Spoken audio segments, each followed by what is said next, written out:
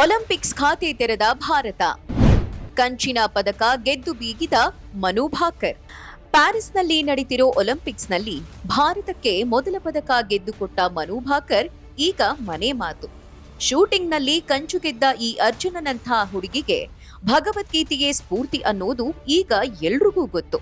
ಯಾಕಂದ್ರೆ ಅದರ ಬಗ್ಗೆ ಅವರೇ ಮುಕ್ತವಾಗಿ ಮಾತಾಡಿದ್ದಾರೆ. Honestly, I read a lot of Gita and all. So what was going through my mind is just do what you are meant to do. Just do what you are supposed to do and just leave whatever. The destiny, you can't control the outcome of it. So in Gita, Krishna says to Arjun that, you focus on your karma and not on the outcome of the karma.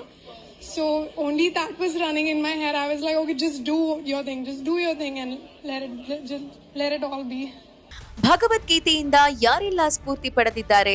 ಭಗವದ್ಗೀತೆಯಿಂದ ಸ್ಫೂರ್ತಿ ಪಡ್ಕೊಂಡಿರೋ ಸಾಧಕರ ಸಾಲಿನಲ್ಲಿ ಈ ಹುಡುಗಿ ಹೊಸ ಸೇರ್ಪಡೆ. ಭಾರತದವರ ಮಾತು ಬಿಡಿ, ಇಡೀ ಪ್ರಪಂಚದಲ್ಲೇ ಎಷ್ಟೊಂದು ಜನ ಇದ್ದಾರೆ ಮನು ಭಾಕರ್ ಹಾಗೆ ಹೇಳಿರೋರು. ಒಂದಿಷ್ಟು ಎಕ್ಸಾಂಪಲ್ಸ್ ಬೇಕು ಅಂದ್ರೆ ಕೇಳಿ. ಆಪಲ್ ಸಂಸ್ಥೆಯ ಸಹ ಸಂಸ್ಥಾಪಕ ಸ್ಟೀವ್ ಜಾಬ್ಸ್ ತಮ್ಮ ಜೀವನ ಹಾಗೂ ಕೆಲಸದ ಮೇಲೂ ಭಗವದ್ಗೀತೆ ಪ್ರಭಾವ ಬೀರಿದೆ ಅಂತ ಹೇಳ್ಕೊಂಡಿದ್ರು. ಖ್ಯಾತ ವಿಜ್ಞಾನಿ ಆಲ್ಬರ್ಟ್ ಐನ್ಸ್ಟೀನ್ ಭಗವದ್ಗೀತೆಯಿಂದ ಪ್ರೇರಣೆ ಪಡೆದಿದ್ರು. ಈ ಬಗ್ಗೆ ಭಾರತದ ಖ್ಯಾತ ಕವಿ ರವೀಂದ್ರನಾಥ್ ಟ್ಯಾಗೋರ್ ಜೊತೆಗೆ ಚರ್ಚೆ ಮಾಡಿದ್ರಂತೆ. ಜೆ ರಾಬರ್ಟ್ ಓಪನ್ಹೈಮರ್ ಮ್ಯಾನ್ಹಟನ್ ಪ್ರಾಜೆಕ್ಟ್ನ ನಿರ್ದೇಶಕ. ವಿಶೇಷವಾಗಿ ಪರಮಾಣು ಬಾಂಬ್ ತಯಾರಿಸೋ ಟೈಮ್ನಲ್ಲಿ ಭಗವದ್ಗೀತೆಯಿಂದ ಪ್ರಭಾವಿತರಾಗಿದ್ರಂತೆ.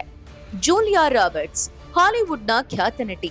ತಮ್ಮ ಆಧ್ಯಾತ್ಮಿಕ ಜೀವನದಲ್ಲಿ ಹಿಂದೂ ಧರ್ಮ ಹಾಗೂ ಭಗವದ್ಗೀತೆಯ ಪ್ರಭಾವ ತುಂಬಾ ಇದೆ ಅಂತ ಹೇಳ್ಕೊಂಡಿದ್ದಾರೆ. ಹಾಲಿವುಡ್ನ ಮತ್ತೊಬ್ಬ ಸೆಲೆಬ್ರಿಟಿ ಹಾಗೂ ಖ್ಯಾತ ನಟ ಫಿಲಂ ಪ್ರೊಡ್ಯೂಸರ್ ವಿಲ್ ಸ್ಮಿತ್ ಕೂಡ ತಮ್ಮ ವೈಯಕ್ತಿಕ ಬೆಳವಣಿಗೆ ಹಾಗೂ ಸ್ವಯಂ ಜಾಗೃತಿಯಲ್ಲಿ ಭಗವದ್ಗೀತೆ ಪಾತ್ರ ತುಂಬಾ ದೊಡ್ಡದು ಅಂತ ಹೆಮ್ಮೆಯಿಂದ ಹೇಳ್ಕೊಂಡಿದ್ದಾರೆ.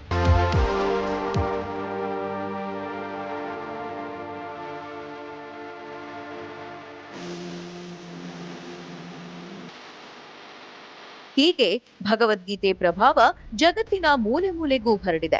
ಅನೇಕ ಪ್ರಸಿದ್ಧ ವ್ಯಕ್ತಿಗಳ ಜೀವನದ ಮೇಲೆ ಅಗಾಧವಾದ ಪರಿಣಾಮ ಬೀರಿದೆ. ಈಗ ನಮ್ಮ ಕಂಚಿನ ಹುಡುಗಿ ಮನು ಭಾಕರ್ ಸರದಿ. ಬಹುಶಃ ಭಗವದ್ಗೀತೆಯನ್ನ ತಮ್ಮ ಹತ್ರಕ್ಕೂ ಬಿಟ್ಕೊಳ್ದೆ ಇರೋರು ಡೋಂಗಿ ವಿಚಾರವಾದಿಗಳು ಮಾತ್ರ ಅನ್ಸುತ್ತೆ. ಯಾಕಂದ್ರೆ ಶಾಲೆಗಳಲ್ಲಿ ಭಗವದ್ಗೀತೆ ಹೇಳ್ಕೊಡ್ಬೇಕು ಅಂತ ಯಾರಾದ್ರೂ ಪ್ರಸ್ತಾಪ ಮಾಡಿದಾಗೆಲ್ಲ ಮೊದ್ಲು ಅಡ್ಡಬಾಯಿ ಹಾಕೋರು ಅವರೇ. ಇರ್ಲಿ ಬಿಡಿ, ಗೀತೆ ಎಲ್ಲೆಲ್ಲಿಗೆ ತಲುಪಬೇಕೋ ಅಲ್ಲಿಗೆಲ್ಲ ತಲುಪುತ್ತೆ. ಅದನ್ನ ಯಾರೂ ತಡೆಯಕ್ಕಾಗಲ್ಲ.